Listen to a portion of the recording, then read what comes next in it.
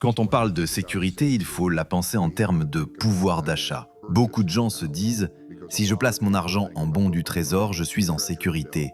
Très bien, mais vérifiez si le rendement compense réellement l'inflation. Et peut-être qu'on se trompe tous, peut-être qu'il n'y a rien à craindre. Alors, comment je gère ça ? Je regarde 3 grandes forces qui agissent aujourd'hui, des forces inédites à l'échelle de notre vie, mais déjà vues maintes fois dans l'histoire. Première force, la création massive de dettes et la création monétaire pour acheter ces dettes, surtout parce que l'État fonctionne avec de gros déficits. Il n'a pas assez de recettes, il faut donc imprimer de la monnaie au sens large, assouplir la politique monétaire, créer de la liquidité pour financer tout cela. Les implications financières et économiques de cette montagne de dettes constituent la première force. Deuxième force, les tensions internes liées aux écarts de richesse les plus importants depuis les années 1930. Cela nourrit des mouvements populistes à gauche comme à droite, surtout quand les temps sont financièrement difficiles. Troisième force, la montée d'une puissance qui conteste la puissance dominante. La Chine en premier lieu et dans une moindre mesure la Russie.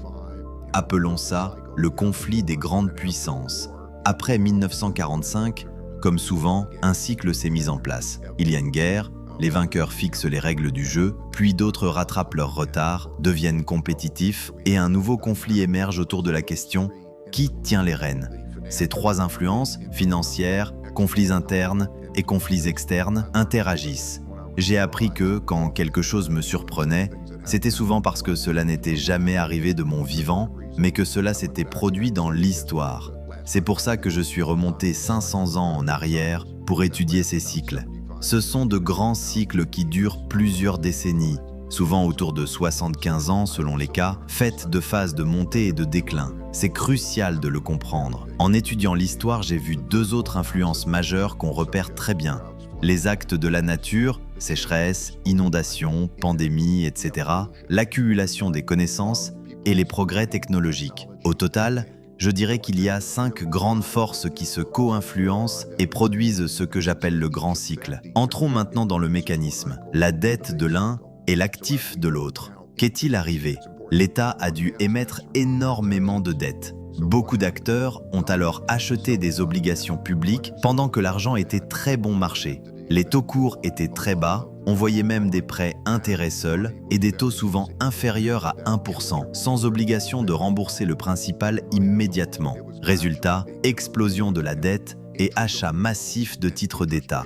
Qu'ont fait beaucoup d'institutions, pas seulement les banques, partout dans le monde. Une banque, typiquement, reçoit des dépôts puis place cet argent, soit en prêt, soit en obligations, souvent d'État. Quand les taux d'intérêt montent, la valeur de ces obligations baisse. Mécanique obligataire élémentaire. En parallèle, l'argent à verser aux déposants coûte de plus en plus cher. Les déposants comparent avec les fonds monétaires ou d'autres placements mieux rémunérés et retirent leur argent pour aller chercher de meilleurs taux. On se retrouve alors avec un problème bancaire classique. Vu depuis des millénaires, les déposants veulent récupérer leur argent, tandis que les actifs détenus, les obligations, ont perdu de la valeur. Sur le papier, certaines institutions se retrouvent insolvables. À l'échelle de l'économie entière, comment évite-t-on la cascade de défauts ? Les autorités créent de la monnaie, de nouveau, pour limiter la casse. On tolère un certain niveau de défaut, mais au-delà d'un seuil, tout s'écrase. Alors on imprime. Ce n'est pas qu'un problème bancaire, c'est global. Fonds de pension, assurance, tout le monde est très exposé et endetté. Leveraged long. On détient des actifs à crédit. Et quand ces actifs baissent, l'effet est violent. Le grand enjeu, c'est que l'État peut imprimer et donner de l'argent à qui il veut, mais imprimer ainsi déprécie généralement la monnaie. Si vous détenez une obligation, vous avez une créance sur de la monnaie. Or, il y a trop de ces créances. Donc, soit vous ne récupérez pas tout, restructuration, haircut, soit on vous rembourse avec une monnaie affaiblie par la création monétaire. A l'inverse, si on maintient une monnaie dure, pas de dilution, rembourser devient très difficile pour beaucoup d'emprunteurs. Les montants à honorer sont trop élevés au regard de leurs revenus et de leur flux de trésorerie. Dans les 2 cas, le risque de défaut grimpe. Autrement dit, la qualité de la dette se dégrade, soit par défaut/restructuration, soit par inflation qui rongera ce qui vous est dû. Pensez-y comme ceci, quand les taux d'intérêt réels, taux nominaux moins inflation, tombe bien en dessous de zéro, vous perdez du pouvoir d'achat en restant créancier. Psychologiquement, tout bascule. Avant, on se disait « je détiens des obligations, je gagne en prix même si le coupon est faible, l'inflation n'est pas un problème ». Jusqu'au moment où l'impression monétaire fait repartir l'inflation. L'ampoule s'allume, ce n'est pas sûr, j'y perds face à l'inflation. L'autre versant, c'est que l'argent était gratuit. On empruntait pour acheter des actifs, entreprises, logements, prêts, intérêts seuls sur l'immobilier, etc. Être prêteur devenait ingrat, être emprunteur devenait avantageux. Quand la Réserve fédérale ou la Fed dit « l'inflation est trop élevée », elle resserre, elle remonte les taux réels deviennent positifs et voilà. Ceux qui s'étaient gavés de dettes à taux bas souffrent. Les valorisations tombent d'abord sur les segments où les rendements étaient trop faibles, beaucoup de tech et les histoires qui promettaient l'avenir sans profits immédiats. Dès que la politique monétaire change de régime, tout ce paysage se retourne. Rappelez-vous, la valeur d'un actif financier n'a rien d'intrinsèque, elle dépend de ce qu'il permet d'acheter. Or, il y a aujourd'hui bien plus de créances financières qu'il n'y a de biens et services réels à acheter en face. Trop de chaises pour une musique qui s'arrête. Si tout le monde se dit « Attendez, je veux du réel, convertissons ces créances en choses tangibles », on a un problème systémique. Et tout cela survient en même temps que les autres forces, conflits internes et externes, ce qui les amplifie mutuellement. Le tableau financier que je décris ressemble à celui des années 1930-1945 et, plus largement, à d'autres épisodes de l'histoire. Pour mémoire, cette période a commencé par une crise financière, a déclenché des conflits internes. Que faire? Quelle réponse? Montée des populismes de gauche et de droite, et plusieurs démocraties ont alors renoncé à la démocratie. Allemagne, Italie, Espagne et Japon, sur fond de lutte autour de la répartition des richesses. Cela a généré un désordre interne, parfois proche de la guerre civile, en parallèle des tensions externes, compétition pour les ressources, prise de pouvoir par des populistes peu enclins au compromis, ce qui fait habituellement la force des démocraties. On doit choisir un camp, il n'y a plus de place pour les modérés. À l'intérieur, gauche-droite, comme à l'extérieur, américain-chinois. C'est la dynamique typique de ces périodes. Ces périodes où tout ce temps dure souvent 10 à 15 ans et présente des symptômes reconnaissables. C'est un peu comme une maladie à stade. On voit la situation passer de l'étape 1 à 2, puis 3, 4, etc. Chaque palier rapprochant d'un mauvais scénario, financier, social et géopolitique. Les dominos commencent à tomber. Par exemple, ceux qui ont déjà perdu sur la dette publique n'en rachèteront pas. L'État continuera d'émettre, mais il y aura moins d'acheteurs naturels. Les acteurs blessés resserrent le crédit. Ils prêtent moins, notamment à l'immobilier, et surtout à l'immobilier commercial, déjà fragilisé par des usages qui changent. Télétravail, baisse de fréquentation, etc. Les entreprises taillent dans les coûts, le marché du travail se recompose, on le voit dans certains segments de la tech. La valeur des actifs a beaucoup baissé dans divers pays, et comme beaucoup étaient achetés à crédit, effet de levier, les pertes sont lourdes. Reste alors la question, que faire de ces pertes? Souvent, on évite de marquer à marché, ne pas reconnaître immédiatement la moins-value. On gagne du temps en espérant que ça remonte, mais cela compresse le système, squeeze, et prolonge le problème. Tout cela se déroule pendant que s'intensifie le conflit interne. Les élus s'affrontent pour gagner, quitte à bousculer les règles, et que montent les risques externes, avec la Chine surtout, et la Russie. Des événements comme une élection à Taïwan peuvent peser sur l'ensemble. On peut donc s'attendre à des difficultés financières et économiques, en même temps qu'un climat politique intérieur tendu et un environnement international plus risqué, un schéma récurrent dans l'histoire. Vient alors la question de la monnaie de réserve. Le déclin de la livre sterling, après celui du florin néerlandais, s'est produit pour des raisons similaires. Trop de dettes, affaiblissement économique et perte de confiance. Aujourd'hui, s'ajoute un facteur, la militarisation financière, les sanctions. L'un des leviers les plus puissants des États-Unis, en dehors du militaire, ce sont les sanctions. Geler des avoirs, par exemple les obligations détenues, comme on l'a vu avec la Russie, avec la crainte que cela puisse s'étendre à d'autres, la Chine, etc. En parallèle, la part des États-Unis dans le commerce mondial recule, celle de la Chine augmente. Si deux pays commercent, mettons l'Arabie Saoudite et la Chine, pourquoi passer par le dollar si l'on peut régler dans une autre monnaie? Et si détenir des dollars, au fond de la dette en dollars, expose au risque de sanctions, l'incitation à diversifier les devises grandit. Ce n'est pas une attaque concertée contre le dollar, c'est un réajustement prudent. Je ne veux pas trop détenir ces créances-là.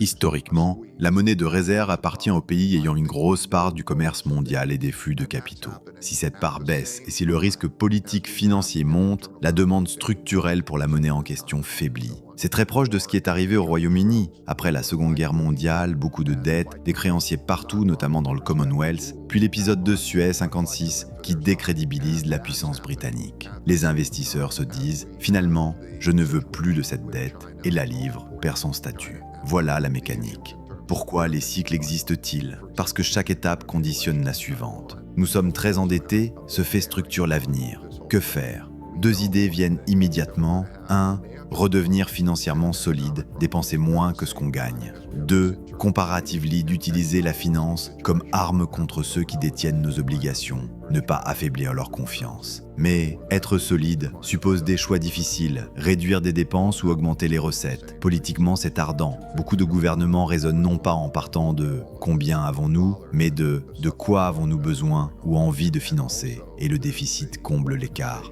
Au final, il faut rembourser en monnaie dure, ce qui coûte, ou en monnaie imprimée, ce qui dilue. Ensuite, il y a la base humaine. Une société fonctionne quand elle a l'équivalent de bons parents, un environnement qui élève bien, instruit bien et inculque la civilité, des écoles publiques de qualité, des compétences utiles, une culture du respect, un pays d'opportunité, cela suffit souvent pour prospérer. Or, on voit des signaux de dégradation. Exemple, décrochage et absentéisme élevé chez les lycéens dans certains États, manque d'équipement pendant le Covid pour suivre les cours à distance, insuffisance de services publics. On observe des problèmes de drogue, des centres-villes qui changent, propreté, sécurité, des troubles psychiques, des crimes. Il existe évidemment des îlots d'excellence, universités, quartiers, mais la tendance inquiète. La recette reste simple, gagner plus que l'on ne dépense, éduquer bien pour gagner plus demain, et rester civil tout en garantissant un socle minimal, logement, santé, etc., surtout pour les enfants, afin d'éviter que la pauvreté se reproduise de génération en génération. Si l'on rate l'enfance, on fabrique des adultes en difficulté.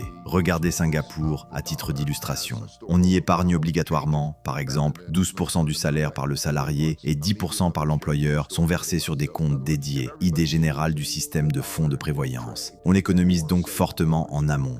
Le logement public est subventionné et les ménages peuvent utiliser leurs épargnes pour acheter leur logement. Ils en deviennent propriétaires, bénéficient d'un environnement correct et captent la plus-value quand ça monte. L'éducation est exigeante et largement accessible, pas besoin d'une école privée pour avoir un bon niveau. Les gens travaillent dur et restent civils. Ce ne sont pas des secrets.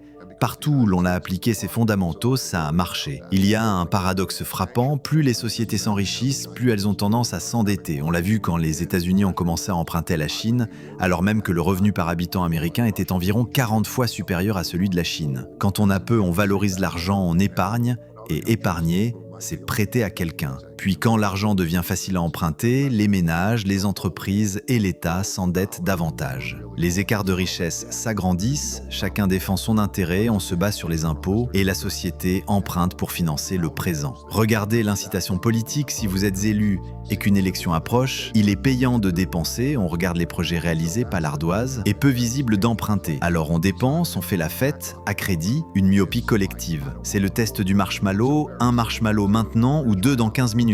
La sagesse consiste à différer la gratification, mais beaucoup préfèrent le tout de suite. Résultat, on repousse les coûts, entretien d'infrastructures, etc. et l'on agrandit la facture future. Que faire? Il faut revenir au bipartisme et au pragmatisme. Si j'étais président, je formerais un gouvernement bipartisan. Pour l'économie, je réunirais des esprits compétents de droite et de gauche. En mode projet Manhattan, 6 mois pour s'accorder sur un plan qui fonctionne, attachés les uns aux autres, obligés d'aboutir et capables de tenir à distance les extrêmes. Peu importe la chapelle, que des gens sérieux s'accordent sur comment dépenser moins que l'on gagne, comment mieux éduquer nos enfants, comment agir ensemble. C'est là que se trouve le meilleur résultat. Tout commence par une saine inquiétude. Mon principe est simple. Si tu t'inquiètes, tu n'as pas à t'inquiéter. Si tu ne t'inquiètes pas, alors tu devrais t'inquiéter. Celui qui s'inquiète se prépare et réduit les risques. Celui qui fonce sans souci s'expose. Il faut donc voir clairement les deux chemins. Si nous n'agissons pas ensemble, pas de bipartisme, pas de solution partagée, où allons-nous et choisir le bon chemin? Les structures ne tombent pas du ciel, elles émanent des personnes. Souhaiter un leader fort qui arrangerait tout, c'est un peu croire à la petite souris. On ne traite pas la cause réelle, la fragmentation. C'est un grand défi des démocraties. Quand chacun se bat pour sa cause, la gestion se délite. Et certains finissent par dire « Donnez-nous un chef qui fera marcher les trains à l'heure », comme on l'a entendu dans l'Italie de Mussolini. Le risque, c'est de désirer le dirigeant providentiel. Puis l'opposition sape tout et on glisse vers une forme de loi de la foule. C'est ainsi que montent les dictateurs. C'est l'histoire, compréhensible, même si indésirable, et mécanique. Un exemple instructif, Mario Draghi, ancien président de la Banque centrale européenne, extrêmement respecté. L'Italie traversait une période d'anarchie politique, un premier ministre en moyenne par an. Les partis ont accepté de se rassembler derrière lui. Draghi a dit « D'accord, tant que vous restez unis ». Il a gouverné 18 mois, très apprécié. Puis un parti s'est retiré, désaccord notamment sur l'Ukraine. Draghi a immédiatement démissionné. « Je ne peux pas gouverner dans la fragmentation, je sais comment cela finit ». Entre sa démission et la passation, nous avons déjeuné et parlé de ces sujets. Il décrivait exactement cette impossibilité de diriger quand le pays est éclaté. Et si l'on remonte à Platon, les Grecs et les Romains n'avaient pas attendu l'Amérique pour inventer la démocratie, on retrouve cette idée de cycle. La démocratie peut basculer dans l'anarchie, trop de fragments, ce qui appelle un dictateur, idéalement bienveillant et compétent. Avec le temps, vient le dictateur incompétent ou égoïste, puis la révolution, puis un retour à la démocratie, cycle après cycle. On ne peut ignorer la fragmentation et espérer bien gouverner malgré elle. Il y a une attitude mentale qui aide, la prière de la sérénité. Donne-moi la sérénité d'accepter ce que je ne peux pas changer, le courage de changer ce que je peux changer et la sagesse d'en connaître la différence. Concrètement, il s'agit de rester ouvert et lucide, considérer la réalité comme une partie d'échec. Cet événement arrive, quel est mon prochain coup? Quels en seront les enchaînements cause-effet? L'histoire, c'est souvent le même film qui repasse. On me demande souvent, des personnes crédibles pensent que la Chine pourrait bouger sur Taïwan en profitant du désordre actuel. Est-ce logique? Mon opinion, fondée sur des contacts étroits des deux côtés, est que le risque dépend beaucoup de jusqu'où les États-Unis poussent la ligne sur Taïwan. Laissez-moi rappeler quelques faits historiques. Taïwan faisait partie de la Chine. Vers 1840, les puissances étrangères forcent l'ouverture commerciale. S'ensuivent les guerres de l'opium. En 1895, le Japon prend Taïwan. Après la Seconde Guerre mondiale, 1945, les vainqueurs redistribuent les cartes, Taïwan est rendu à la Chine. Vient la guerre civile en Chine, communistes versus nationalistes, les nationalistes se replient à Taïwan, les communistes contrôlent Beijing. Tout le monde reconnaît alors que Taïwan fait partie de la Chine, mais chacun, Pékin, Taipei, prétend être le gouvernement légitime de la Chine. Ah, il y a 50 ans, Kissinger puis Nixon engagent le rapprochement. Principe d'une seule Chine, réunification pacifique comme horizon. Ligne rouge pour Pékin. Si les États-Unis ou Taïwan affirment que Taïwan est un pays indépendant, cela signifie la guerre. Les responsables le savent. Dans la vision chinoise, cette question s'inscrit dans les 100 ans d'humiliation, prise de territoire, puis promesse de retour. Je ne crois pas que la Chine initiera une prise de contrôle, sauf si Washington franchit cette ligne. Comprenez bien que les narratifs diffèrent. Né d'air américain, on voit un régime autoritaire voulant soumettre un peuple libre, et il faudrait défendre la liberté. Quota chinois, c'est un dossier de souveraineté et Taïwan est perçu comme le couvercle sur une cocotte dans une stratégie américaine de « containment ». La Chine grossit, sa part de l'économie mondiale augmente. Pour anticiper, regardez comment la ligne est franchie ou non. Est-ce provoqué? Déclaration d'indépendance, changement de statut ou non provoqué? Je ne fais pas d'idéologie, je décris la mécanique du plateau d'échecs. Je veux que vous visiez l'équilibre personnel. Ayez assez d'épargne pour votre sécurité. L'investissement, qui est une forme d'épargne, se pense par palier. Palier 1, pare-choc total. Même si tout va mal, inflation élevée, récession, perte d'emploi, choc imprévu, vous tenez. Palier 2, rendement. Une fois le pare-choc en place, cherchez où obtenir le meilleur rapport rendement-risque. Palier 3, opportunité. Ce qui vient après se construit sans jamais fragiliser les 2 premiers paliers. N'investissez pas en plein conflit. Si vous êtes au milieu d'une bagarre, le risque politique peut tout balayer. Pour situer mon propos, dans ma trentaine, j'étais au sommet. Puis j'ai fait un pari majeur sur un crack qui ne s'est pas produit. Le marché est monté, j'ai perdu gros, j'ai presque perdu Bridgewater. De cette claque, j'ai appris à gagner de l'argent sans grosse perte, améliorer le rendement pour un risque donné. Le saint graal de l'investissement, c'est 10 à 15 flux de rendement bons et non corrélés. Si vous les avez, vous suivrez une trajectoire résiliente, car il se passe toujours quelque chose. Vous misez sur les cinémas, surgit le Covid. Vous adorez les croisières, le Covid frappe encore. D'où 2 règles simples. 1. 10% de votre patrimoine dans un seul pari. 2. Les choses vraiment différentes entre elles, peu corrélées. Un mot sur l'or. L'or, c'est comme du cash, une version alternative du cash. Sur très long terme, ce n'est pas l'actif le plus performant. Un peu meilleur que le cash, mais pas extraordinaire. En crise monétaire, en revanche, quand le système est fiduciaire, monnaie créée à volonté, et que la demande de monnaie explose, l'or protège. Regardez l'histoire des dévaluations. En mars 1933, le président Roosevelt ferme les banques, les rouvre, puis rompt le lien avec l'or. Depuis, l'argent peut être créé. L'or, lui, est limité. Conclusion, l'or devrait figurer dans tout portefeuille, mais modestement, une petite part, pas un pari massif.